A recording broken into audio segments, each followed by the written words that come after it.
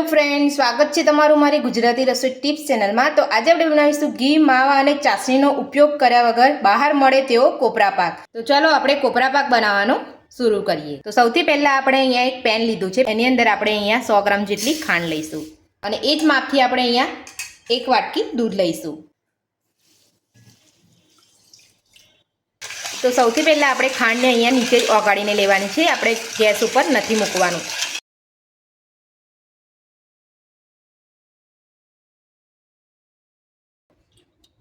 तो हवे आपणे एने गैस पर मूकीने 5 मिनिट सुधी आपणे एने थवा दईशुं। तो आपणे अहींया गैस पर मूकी दीधुं छे। तो हवे आपणे एने हलावीशुं।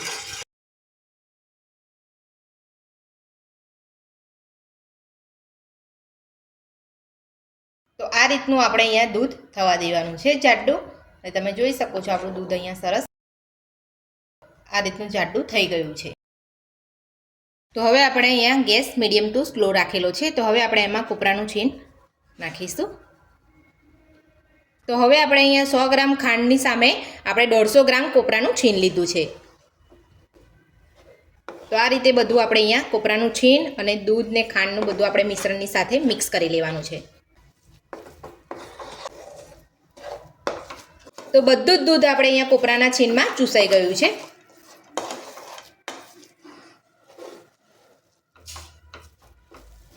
तो गैस ने आपणे अहींया मीडियम टू स्लो राखीने ज आपणे अहींया बधुं मिक्स करवानुं छे। आपणे फूल गैस पर नथी करवानुं, नहीं तो बधुं अहींया दूध बળી जशे अने कोपरानुं छीण अहींया ચોંટીને बળી जशे।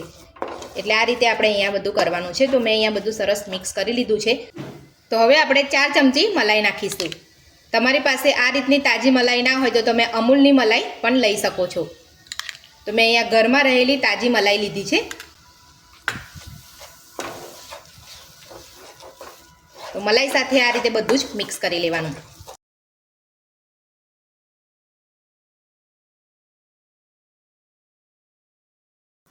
आपणे अहींया बधुं ज मिक्स करी लीधुं छे। तो हवे आपणे एमां 1 चमची दूधनी अंदर 1 चपटी आपणे फूड कलर ओगाળી લીધો છે, એ આપણે अहींया नाखी दईशुं।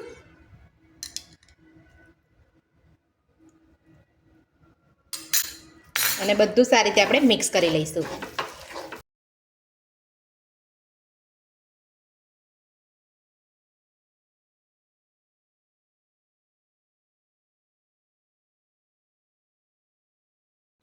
तो આપણે ફૂડ કલર નાખી અને સરસ આપણે અહીંયા બધું મિક્સ કરી લીધું છે। તો તમે જોઈ શકો છો બહાર મળે તેવો કોપરા પાકનો કલર આપણો અહીંયા આવી ગયો છે। તો આ રીતે 1 ચમચી દૂધની અંદર આપણે 1 ચપટી ફૂડ કલર લઈ લેવાનો છે।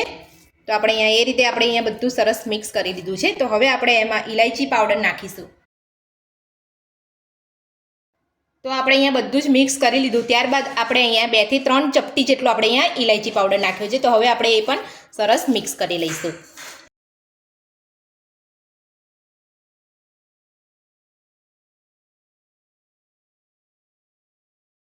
तो આપણે અહીંયા બધું સરસ મિક્સ કરી લીધું છે।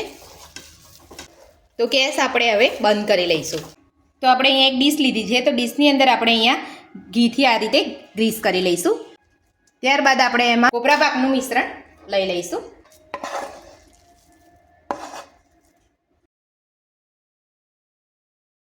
તો કોપરા પાકના મિશ્રણને આપણે અહીંયા ડીશમાં પાથરી દઈશું। હવે આપણે અહીંયા ડીશમાં પાથરી લઈશું। तो आ रीते डिश में बधुं ज मिश्रण ने आपणे अहींया पाथरी लेवानुं छे। तो आपणे तमे जोई शको छो सरस आपणे अहींया पाथरी दीधुं छे। तो हवे आपणे एने 5 मिनिट ठंडू थवा देवानुं छे। तो कोपरा पाकनुं मिश्रण आपणे अहींया बधुं सरस ठंडू थई गयुं छे। तो हवे आपणे एमां चांदीनुं वर्क लीधुं छे ए लगावी लईशुं।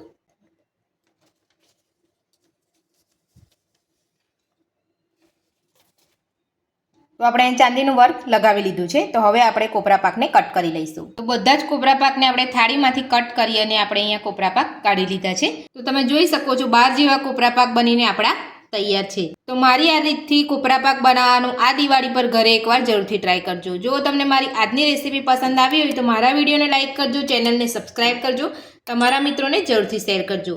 Thank you.